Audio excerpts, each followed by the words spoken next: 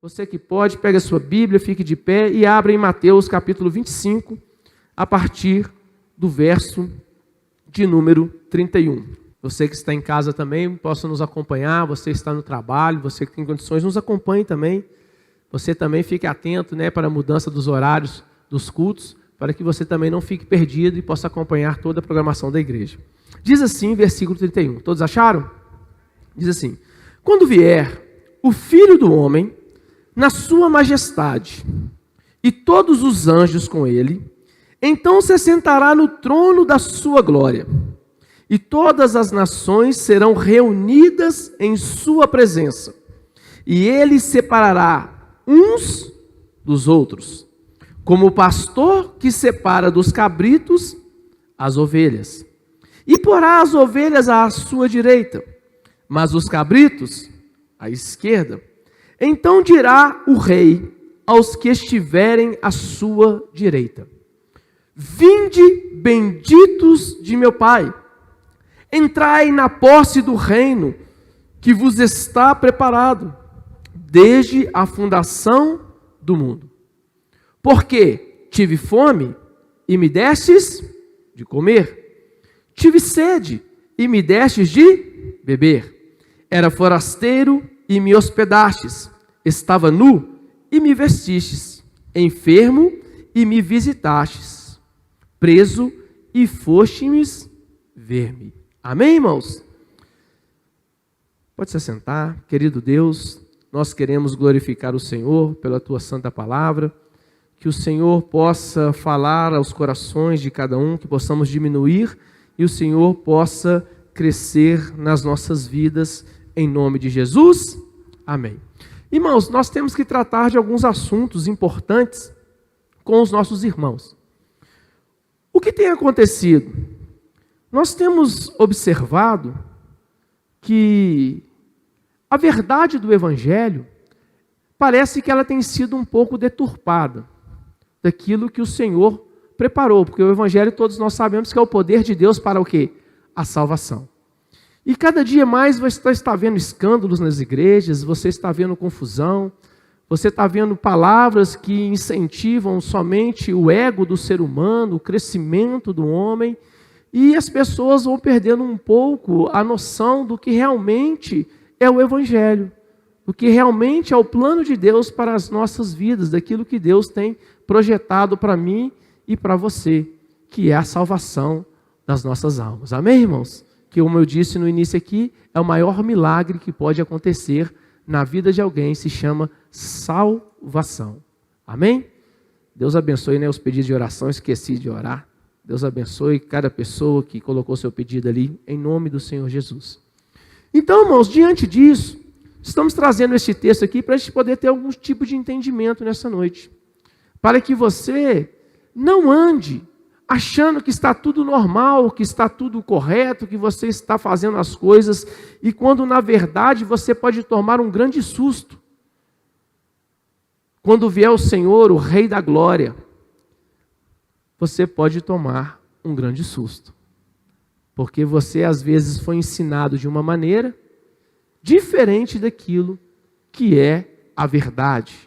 E como diz Paulo, na carta aos Gálatas, no capítulo 1, fala: se alguém prega outro evangelho que não seja o evangelho da verdade, esse seja anátema.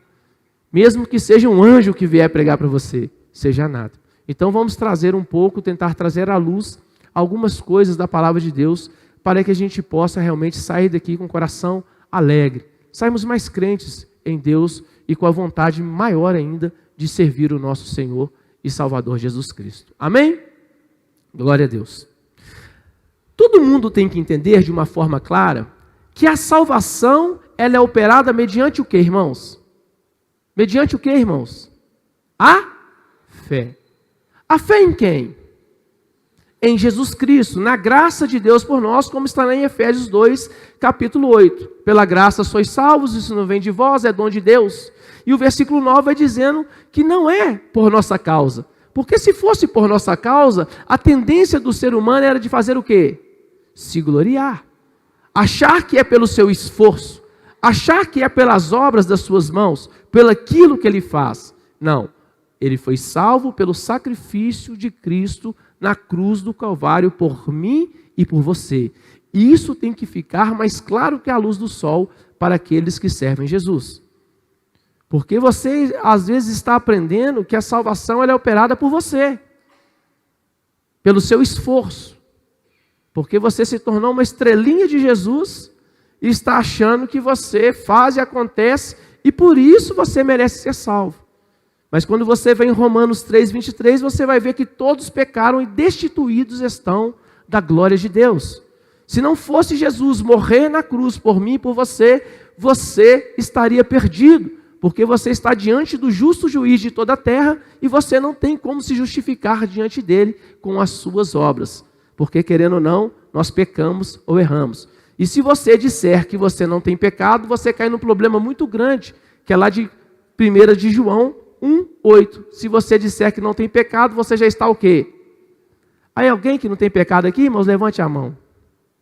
Então nós estaríamos, como diz o outro, enrolados, porque nós estaríamos diante de um juiz que tinha que exercer justiça sobre nós, mas enviou o seu Filho porque nos amou de tal maneira e Jesus pagou o preço pela nossa salvação na cruz do Calvário. Por isso eu e você podemos nos reunir aqui essa noite e glorificar o nome deste Deus maravilhoso que operou tão grande e maravilhosa salvação nas nossas vidas. Quem entende, diga amém. Deus nos criou para que pratiquemos boas obras, através da transformação operada por Cristo em nossa vida. Efésios 2:10 nos diz o seguinte: pois somos feitura dele, criados em Cristo Jesus para as boas obras, aos quais Deus de antemão preparou para que andássemos nelas. Fala com o seu irmão, Deus te preparou. Foi para boas obras. Foi para isso que Deus tem te chamado. Para fazer uma mudança na sua vida, para que você opere boas obras. Deus não te chamou para ficar de boca aberta esperando o mundo acabar. Deus te chamou para ser alguém que seja um praticante de boas obras. Para que você faça a diferença aonde você está inserido. Se você está inserido num trabalho, numa empresa, faça a diferença ali. Se você está numa faculdade, faça a diferença ali. Se você está no seu bairro, na sua vizinhança, com seus vizinhos, faça a diferença. Faça boas obras ali. Nós não somos salvos pelas nossas boas obras, mas as boas obras nos mostram quem nós somos em Cristo. Nos mostram a transformação que eu e você estamos passando diariamente. São as boas obras. É por isso que Tiago, no capítulo 2, ele vai nos ensinar o seguinte: olha, você tem fé? Com as minhas obras, eu vou te mostrar o quê? A minha fé. Tem muita gente que fala que tem fé, uma fé assim, fezona. Fé grande. Mas às vezes uma pessoa necessitada pede ela ajuda. E ela fala assim: irmãos, você está com fome? Estou. Eu vou orar para Deus te alimentar. Irmãos, ela não está querendo que você ore por ela, não. Eu quero que você mete a mão no bolso, se você tiver condições, na sua casa, corre lá, pega um pão com salame, um refrigerante, e dê a esta pessoa. Você fazendo isso, você está mostrando as suas boas obras e mostrando que você é uma pessoa que tem fé. Uma pessoa que foi lavada, remida no sangue do Cordeiro, que sofreu o lavar regenerador do Espírito Santo de Deus na sua vida. Quem está entendendo? Dá glória a Deus. É isso que nós temos que começar a entender, irmãos. Nós temos que começar a olhar para os textos das Sagradas Escrituras e começar a ter um entendimento. A Bíblia manda você dever uma coisa às pessoas. Fala que você não deve dever nada para ninguém, a não ser uma coisa. É o que? Quem falou aí? Abre lá, põe aqui para mim, meu querido. Romanos 13:8.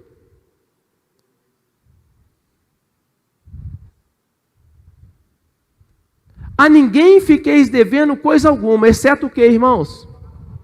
Exceto o que? O amor. com que vos ameis uns aos outros, pois quem ama o próximo tem cumprido a lei. Então, se você está devendo alguma coisa a essa pessoa que está do seu lado, fala com ela assim, é o amor. Todos nós somos devedores uns dos outros aqui nesse quesito amar. E é uma coisa, irmãos, que é impressionante. Nós temos muita dificuldade no que fala amar. Porque nós chegamos a amar as pessoas que nos amam. As pessoas que gostam da gente, é beleza. Mas as pessoas que às vezes nos ofendem, às vezes nos fazem mal, as pessoas que às vezes não gostam de você, elas também são alvos do amor de Deus por elas. E nós que entendemos a palavra, que falamos que servimos ao Rei da Glória, ao Senhor Jesus, a um Deus que é o Deus de amor, nós temos que aprender que nós temos que amar essas pessoas. Se você quer ser alguém que fala assim, eu gosto de cumprir as coisas de Deus à risca, então ame. Porque se você amar, você estará cumprindo aquilo que Deus quer de mim e Ele quer de você.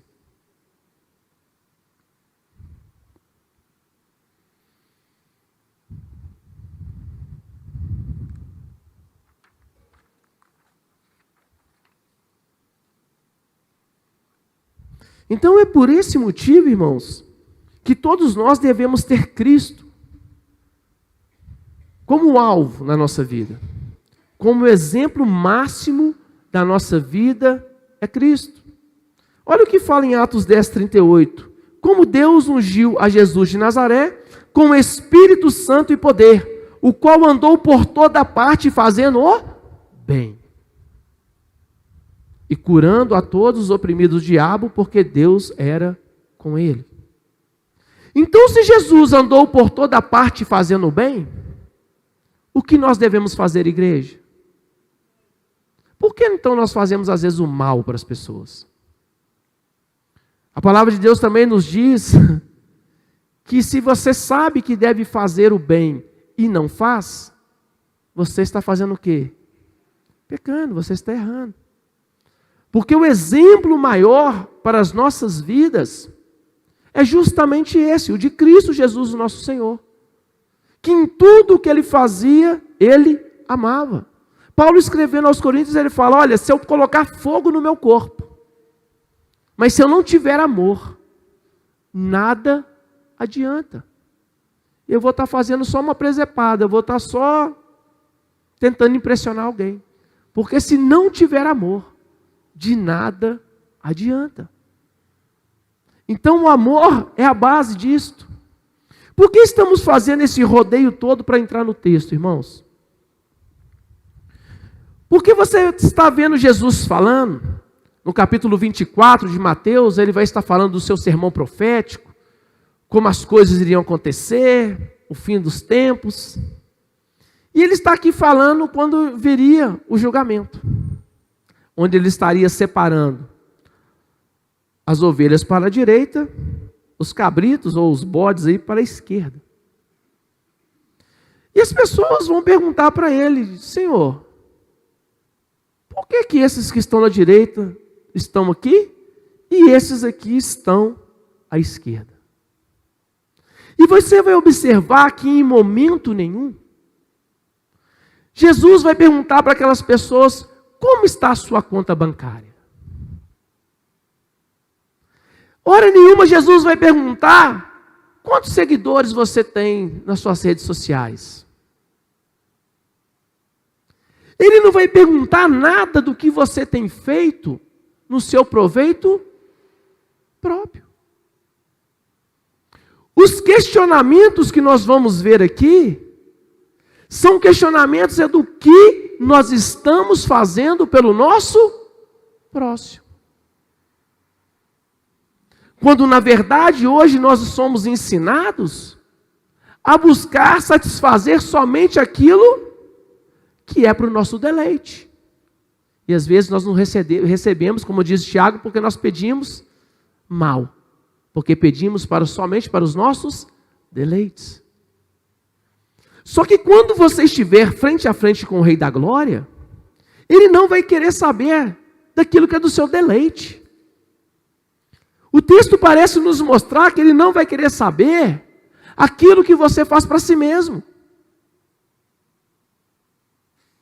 Mas o texto todo vai nos mostrar o que você faz para o seu próximo. Quem está entendendo, diga amém. E nós vamos ver algumas coisas que é perguntado aqui, que é questionado. Alguns quesitos que Jesus faz. E algumas pessoas perguntam a Jesus, quando fizemos esse tipo de coisa que o Senhor está falando? E Ele vai falar, quando você faz isso, isso, isso e aquilo. E nós vamos tentar entender um pouco, porque o nosso tempo é bem limitado. Primeiro, Jesus vai dizer assim, então dirá o rei aos que estiverem à sua direita, vinde, benditos de meu Pai, entrai na posse do reino que vos foi preparado desde a fundação do mundo. Então, Ele tem um reino preparado para todos nós. E o reino dele não é o reino dessa terra. Por isso nós somos forasteiros e peregrinos aqui. É o reino dos céus. É o reino que Ele tem preparado para todos nós. Só que às vezes nós temos a visão tão limitada que nós achamos que é isto aqui, esta terra, esse mundo jaz no... Porque tive fome e me destes de comer. Tive sede e me destes de beber. Então a primeira coisa que Ele pergunta é se estamos matando a fome e a sede do nosso próximo, Márcio. A primeira pergunta que Jesus vai fazer é o seguinte, olha, quem está à direita são aquelas pessoas que têm matado a fome e a sede do seu próximo. Existem dois tipos de fome. Essa fome que você sente quando o estômago ronca, que você resolve facinho. Faz um missime hoje, um arroz, um feijão, um ovo frito, uma carne, não sei. Você vai lá, resolve, come bastante e fica satisfeito. Mas há uma fome que o alimento não pode satisfazer. Já viu pessoas falando para você que tem um vazio tão grande que nada consegue preencher? Que essa pessoa busca em tudo quanto é lugar e não consegue encontrar? Porque esse tipo de fome que a pessoa tem, só um pode preencher. Ele se chama Jesus Cristo, que se intitula o pão da vida. Só Jesus pode saciar a nossa fome. Só Jesus pode saciar a nossa sede. Sede e fome de quê? Pela palavra de Deus. O verdadeiro alimento é a palavra de Deus. São palavras de vida eterna. São palavras que testificam quem Ele é. São palavras que te dão sustento nos tempos de angústia, no tempo de aflição. O que te mantém firme no dia mau é o conhecimento da palavra de Deus. É que não te deixa desesperar e chutar tudo para o alto. É a palavra de Deus. É a ciência da palavra de Deus, é o conhecimento da palavra de Deus. É isso que não te deixa sair da presença. A fome física, Jesus pode saciar. Ele não fez a multiplicação dos pães? Não alimentou uma grande multidão? Pai, graças eu te dou, repartiu e ainda sobrou. Isso Ele pode fazer. Isso você pode fazer. Quando você ajuda o seu próximo, você divide o seu pão, você divide o seu alimento, você divide às vezes a sua compra, você ajuda o necessitado, isso você pode fazer. Mas você pode fazer muito mais do que isso. você pode ser alguém que vai ajudar a alimentar a fome e matar a sede espiritual das pessoas. Sabe por que tem tantas pessoas angustiadas, sofrendo, depressivas, pensando em se matar? Fome e sede de Deus. Fome e sede da palavra de Deus. E é isso que o Senhor Jesus está indagando de nós hoje. Nós temos alimentado as pessoas com a palavra? Nós temos sido um canal realmente de Deus para a vida das pessoas? Aonde eu estou inserido, eu tenho transformado o ambiente que eu estou com a pregação da palavra de Deus? Eu tenho sido simplesmente uma pessoa omissa, que não compartilha, que não fala da alegria da salvação, que não chega para aquela pessoa que está desesperada e tem uma palavra, porque nós temos que estar preparados para responder qual é a esperança da nossa fé. As pessoas esperam isso de nós, irmãos. Não é só do pastor, não é só do fulano, do ciclano, é de todos nós. Ir e pregar a palavra é algo que o Senhor espera de mim, espera de você. Nós não podemos ser omissos nesse aspecto.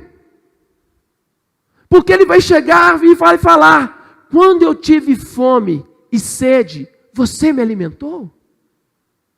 E eles perguntam: Senhor, quando o Senhor teve fome e sede? E nós te alimentamos. Ele falou: quando você pegou um dos pequeninos, um daqueles irmãozinhos que precisou, você foi lá e foi o alimento para ele. Jesus fala: minha comida e minha bebida é fazer a vontade daquele que enviou. Ele fala para os seus discípulos: olha, eu tenho algo que vocês não conhecem ainda, eu tenho um alimento. Ele fala para a mulher samaritana: mulher, se o Senhor soubesse quem está te pedindo água, eu tenho uma água que vai jorrar para a vida eterna. Você nunca mais vai ter sede. Agora a água que eu chegar aqui e te der, se você tomar essa água, irmãos, o calor que está, você vai chegar ali e vai querer beber mais água. Mas eu estou falando de uma água, de uma bebida, de uma comida que você tem e está aqui na palavra de Deus, está acessível a você.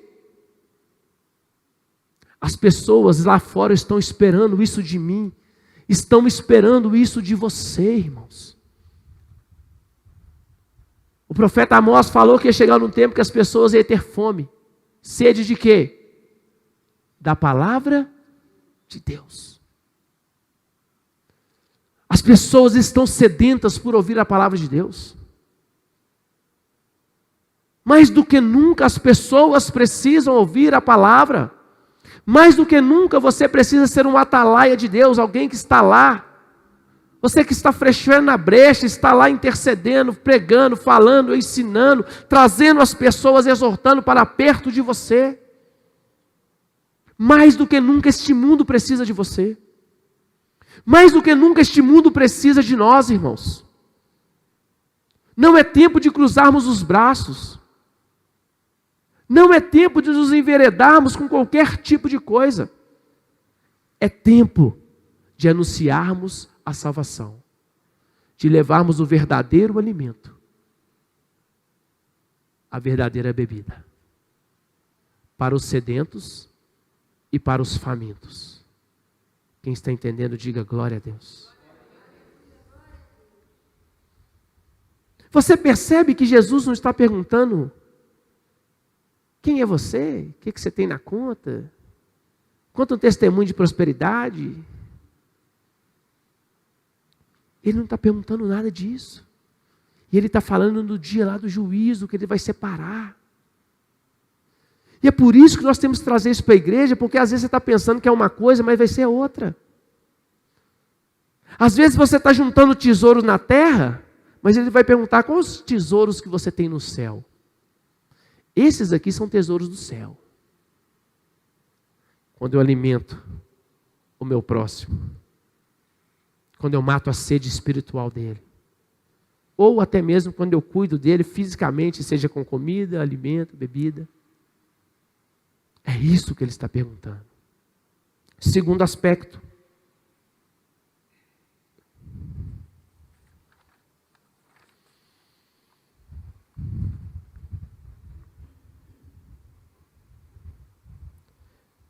Versículo 35 diz assim, continua: era forasteiro e me hospedaste. Lá em Hebreus 13:2 diz assim: não negligencieis a hospitalidade, pois alguns praticando-a sem saber, acolheram anjos. São aqueles que sabem acolher as pessoas, independentes de quem são. Estão prontas para servir, dar acolhida. Fazem as pessoas se sentirem bem, como se estivessem na sua própria casa.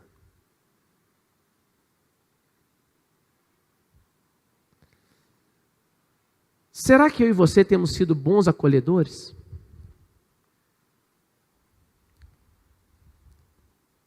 Ana Paula está fazendo assim para mim. Você está com problema, Ana Paula? Com tique? Irmãos, isso aqui é preocupante.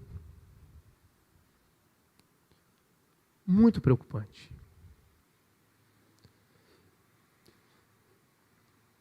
Nós estamos sabendo cuidar das pessoas? Será que realmente nós estamos cuidando das pessoas que entram daquela porta para cá?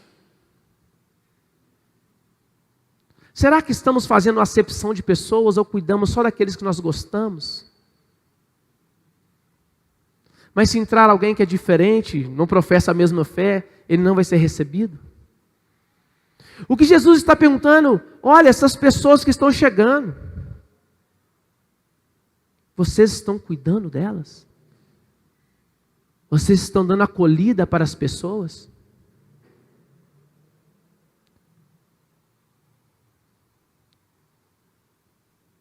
Nós temos aí os grupos de crescimento. Será que a sua casa tem sido aberta para que a palavra de Deus seja ali ministrada, seja pregada?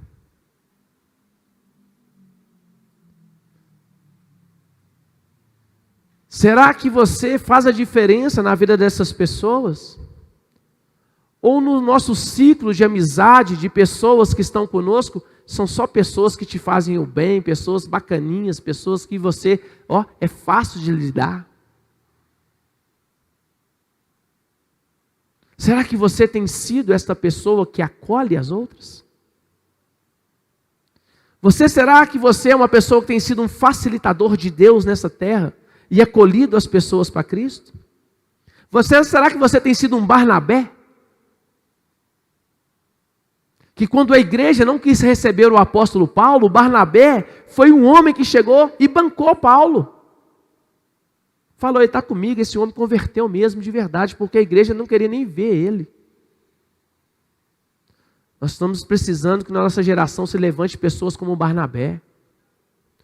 Pessoas como Lídia, que abriu a sua casa, e a sua casa se tornou a primeira igreja da Europa.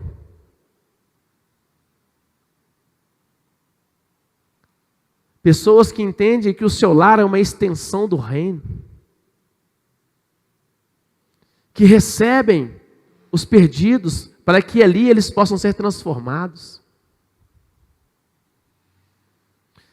Existe uma grande dificuldade, irmãos, nas nossas vidas. É tão interessante os fenômenos que acontecem no nosso meio. Às vezes, presbítero Oscar, a pessoa está lá no serviço dela pregando. Aí está pregando, ensinando a palavra. Fala assim: você podia ir lá na minha igreja, para o presbítero Oscar, e vou orar para você aceitar Jesus.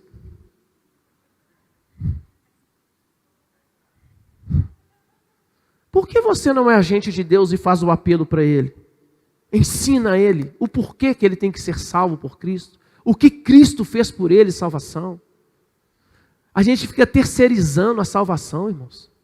Nós estamos terceirizando a salvação. Quem aqui crê realmente que você é um servo ou uma serva de Deus? Levanta a mão, irmãos. Você crê no seu coração que você é? Você crê que Deus pode operar milagres através da sua vida? Você crê que você é um instrumento de Deus poderoso nessa terra? Não porque você é alguém, porque você é um vaso de barro. Mas quem coloca de você esse evangelho que é precioso, que faz você ser valioso. Não por nós, mas por Ele, que está na nossa vida. Mas se nós não colocarmos esse tesouro que temos para fora, você será apenas um vaso sem valor. Mas quando as pessoas descobrirem o tesouro que há em você, que o Espírito de Deus habita em você, aí as pessoas vão ver o valor que você tem. Não por você, mas por aquele que está em você, aquele que move em você, aquele que dirige e governa a sua vida. É por isso, irmãos.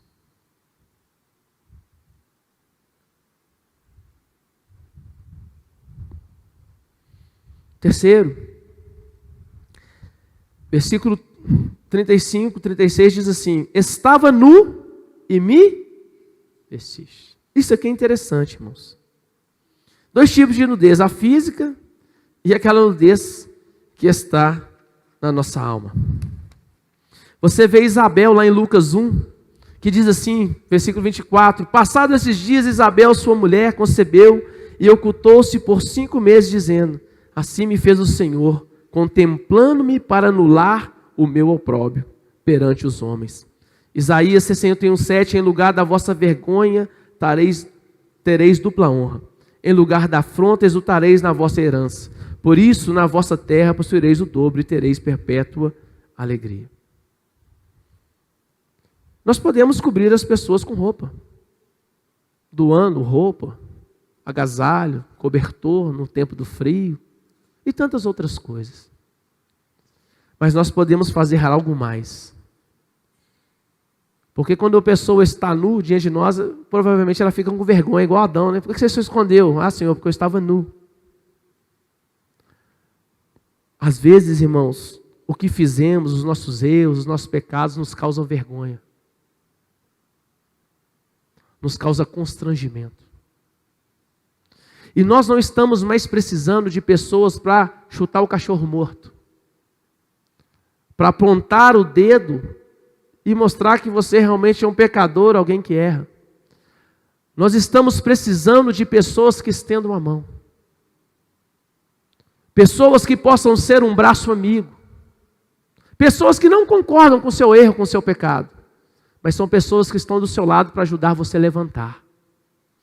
Pessoas que estão do seu lado para te falar a verdade e caminhar com você para cobrir a sua vergonha, para que Deus transforme ela em honra. Para que as pessoas não fiquem mais envergonhadas. Você crê que existem pessoas que não vêm à igreja porque têm vergonha dos seus pecados e não se sentem dignas de estar aqui? Quem crê nisso faz assim. Tem pessoas que você chama ela não vem, sabe por quê? Ela se sente tão envergonhada pelos seus pecados, pela situação de miserabilidade que estão vivendo, que elas não têm coragem de vir aqui. É como aquela palavra do publicano e do fariseu. O fariseu cheio de razão, o publicano estava lá, que ele não conseguia nem olhar para o céu porque ele tinha vergonha. Deus nos chamou para cobrir, Márcio, essa vergonha dessas pessoas. Dizer para elas que se elas confessarem os pecados, Deus pode restaurar e perdoar os pecados. Que assim como Ele tirou a vergonha que existia na nossa vida, Ele pode alcançar estas vidas e tirar também esta vergonha, para que essas pessoas possam ser salvas e alcançadas pela graça e misericórdia de Deus. Você é alguém que pode tampar a nudez de alguém. Em vez de expor, como o filho de Noé expôs a nudez do seu pai, você possa ser alguém que ajude a tampar, proteger e restaurar essa pessoa. Eu não estou falando para você esconder pecados dos outros, isso não, irmãos.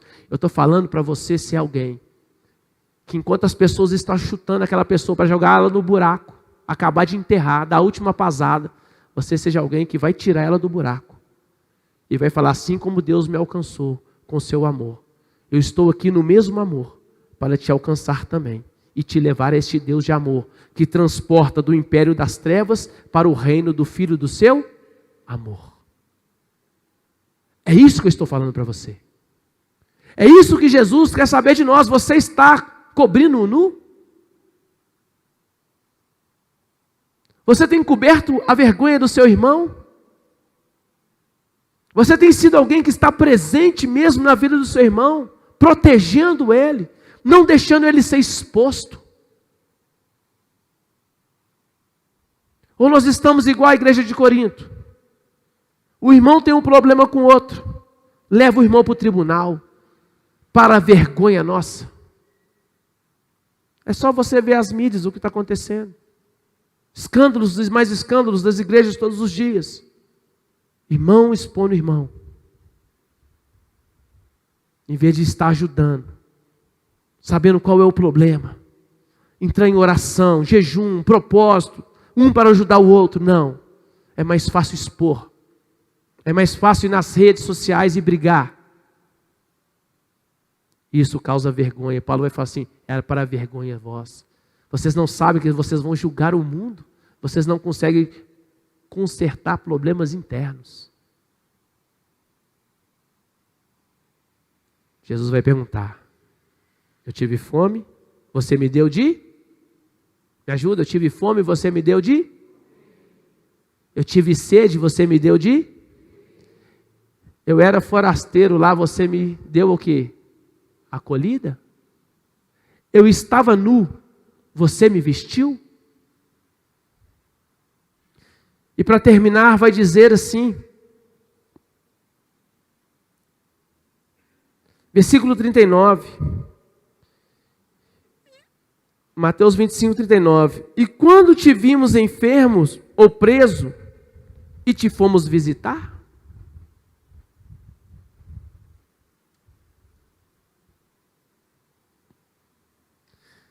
É engraçado, irmãos, que esses dias eu recebi uma mensagem de um irmão recém-chegado na igreja. Porque ele não me viu nos últimos cultos, que eu trabalhei uns 2 domingos direto, e vi no culto de domingo de manhã, à noite eu fui ser padrinho de uma consagração de uma criança. E ele mandou uma mensagem para mim, recém-chegado na igreja, irmãos, que tinha sentido minha falta. E, irmão, eu fiquei tão feliz com aquilo. Um simples gesto de carinho. Um simples gesto de preocupação. Porque ele não estava me vendo, perguntou se tinha acontecido alguma coisa. Isso nos faz tão bem. Saber que tem alguém que importa com você. Saber alguém que no momento que você está passando por mais luta, por mais dificuldade, ele está ali do seu lado. Às vezes ele não fala nada, mas ele está aqui, ó. Ele fica te rodeando lá, fala assim, ó. Tipo assim, olha para você, só para você saber que ele está lá. Ele não precisa abrir a boca. Você tem sido essa pessoa que visita os enfermos? Que vai lá nos velórios de gente que você nem... A minha esposa brinca comigo, Oscar. Ela fala assim, eu nunca vi um homem igual você. Você também está nessa roda, hein? Nunca vi gente gostar de velório igual vocês dois. Pastor Edmir também, coitado. Nunca vi missionário aí. Irmãos, eu vou em velório que eu não sei nem quem morreu. Mas é parente de alguém da igreja. E a gente procura estar lá, irmãos. Por quê? Eu não preciso falar nada, Fatinha. Só de eu lá estar, a pessoa está entendendo o seguinte, olha, no momento mais difícil da minha vida, ele está ali do meu lado. No momento que eu mais precisei, ele esteve ali comigo. Ficar em hospital é ruim ou é bom, irmãos? Eu acho que é uma das piores coisas que tem, você ficar em hospital. Cuidando de alguém, doente ou cuidando de alguém. Aquelas cadeirinhas ruins que você não consegue nem dormir. É péssimo, irmãos. Mas quando chega alguém para te visitar lá, ajuda, não ajuda, irmãos? Quando você está no momento mais debilitado, chega alguém para te visitar. Você sabe que chega no seu horário de visita lá, tem um tanto de gente, né, revezando lá. Oh, desce aí para o fulano subir. Isso faz uma diferença, irmãos. Faz uma diferença. Muda o ânimo das pessoas. Até o doente dá melhorada. E sabe o que é legal, irmãos? Eu já fui visitar algumas pessoas hospitalizadas. Às vezes eu ia para visitar uma pessoa, acabava evangelizando o resto que não estava lá, não tinha nada a ver com a pessoa que eu fui visitar. Eu ia para visitar um e pregava para os outros, tudo estava lá. E Deus fazia a obra, pessoas aceitaram Jesus, se batizaram, hoje estão convertidos em Cristo Jesus. Por quê, irmãos? É isso que Ele está perguntando de nós. Quando eu estive doente, eu estava enfermo, preso, você foi lá me visitar? Jesus não foi quando Lázaro ficou doente e morreu? Onde que Jesus foi? Foi lá ressuscitar Lázaro. Quando tinha aquele ladrão na cruz do lado dele, Jesus estava com o ladrão da cruz também. E Ele está, irmãos, procurando pessoas que estão dispostas a pagar um preço de estar ao lado do seu próximo. É isso que Ele está perguntando. É isso que Ele está querendo de mim e de você. Só que a gente fica pensando mil coisas. A gente preocupa muito com o nosso próprio umbigo. A gente fica muito no ativismo querendo resolver os nossos problemas. Mas coisas simples, irmãos, podem mudar a vida de alguém. Eu não estou falando de coisas extraordinárias, eu falei de algo extraordinário aqui, irmãos? Eu falei de algo impossível aqui nesta noite? Eu estou falando de algo que eu e você podemos fazer. E que isto, o Senhor Jesus, para estar à direita dEle, como ovelha, requer de nós. Então, nesta noite, reflita. Nessa noite, pense o que realmente Deus está querendo de você. Comece a analisar melhor. Comece a pensar no que realmente tem importância. No que realmente pode te levar à vida eterna. Pode levar à salvação da sua vida. Para encerrar, gostaria de ler o texto de Lucas. Capítulo 6, versículo 43, com os irmãos. Pode a igreja ficar de pé, o nosso tempo já deu.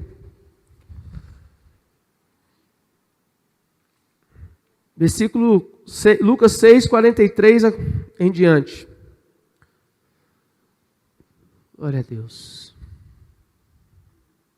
Diz assim: não há árvore boa que dê mau fruto, nem tampouco árvore má que dê o quê? Bom fruto. Porquanto cada árvore é conhecida pelo seu próprio fruto, porque não se colhem figos de espinheiros, nem dos abrolhos se vidimam uvas.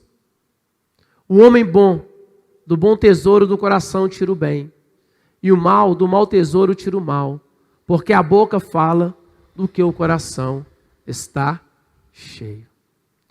Que tipo de árvore você é nas mãos de Deus? Qual é o fruto que você tem apresentado diante de Deus? Se você ler Mateus 3,10, fala que o machado está à raiz da árvore. A árvore que não produz bom fruto, ela é arrancada. E ela é jogada? Ela é jogada? Então que você possa refletir nessa conversa que tivemos hoje. Que árvore você é? Pense naquele dia que você estará diante do Rei de toda glória. O que realmente importa? O que realmente Ele requer de mim e Ele requer de você? Pessoas que foram lavadas, remidas pelo sangue do Cordeiro.